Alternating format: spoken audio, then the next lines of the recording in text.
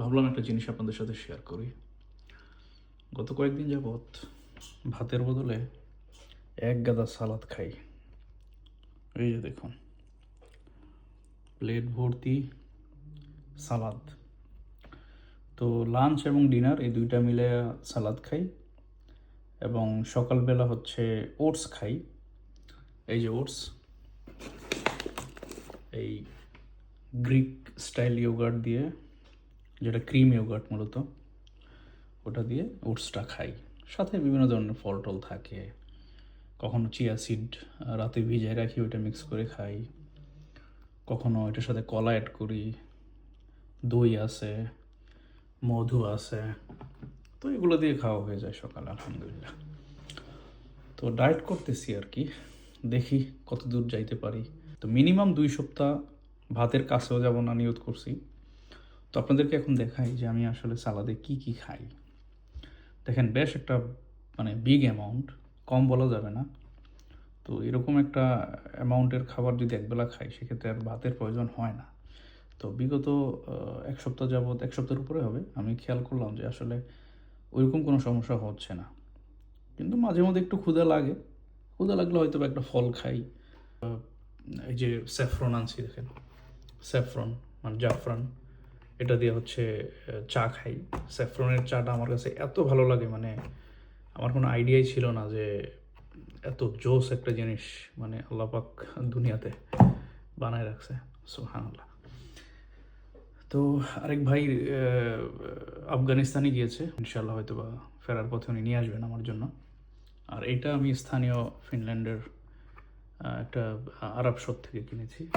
Quality মোটামুটি আর কি, price নেহাত কম না,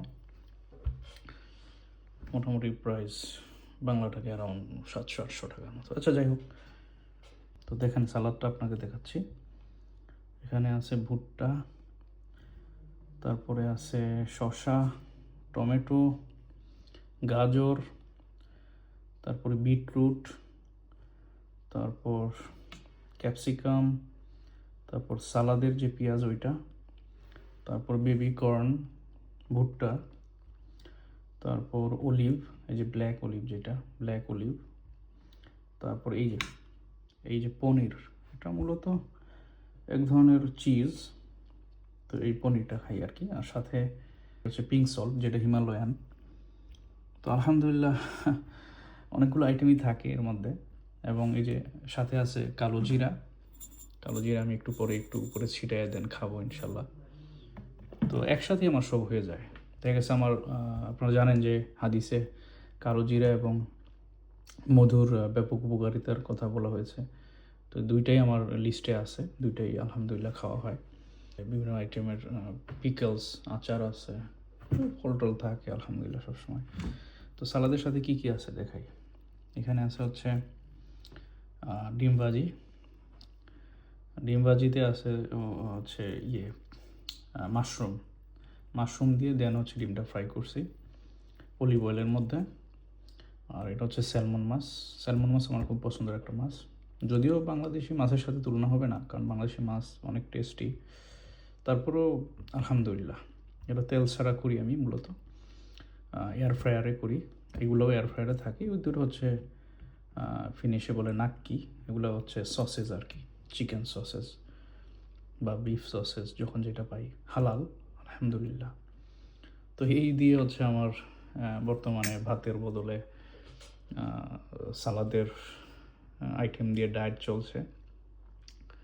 তো 1 সপ্তাহের উপরে হলো। একটু ফারাকটা লক্ষ্য করলাম যে পূর্বে আমার ঘুমটা একটু কম হতো বা ঘুমে একটু ব্যাঘাত ঘটতো, কিন্তু এখন কিন্তু আলহামদুলিল্লাহ এগুলো খাওয়ার পরে ভালো ঘুম হচ্ছে, শরীরটা একটু একটু হালকা হালকা লাগতেছে। এবং সাথে যদি ব্যায়াম করতে পারতাম তাহলে বেস্ট হইতো আর কি। তো সেই অপশন আপাতত নাই, ইনশাল্লাহ হয়তো ফিউচারে চালু করব। তো এই তো জাস্ট আপনাদের সাথে শেয়ার করা যে আদৌ ডায়েট করে কেমন আছি বা কী কী দিয়ে ডায়েট করতেছি, এবং ভাতের বদলে অন্য কোনো আইটেম দিয়ে আসলে চলে কি না। এটা আসলে মূলত অভ্যাসের বিষয়, একটু কষ্ট হয় প্রথম প্রথম, তো শেষ পর্যন্ত মানিয়ে নিলেই হয়। তো আমি শুরু করতেছি, বিসমিল্লাহির রহমানির রহিম। মাশাআল্লাহ।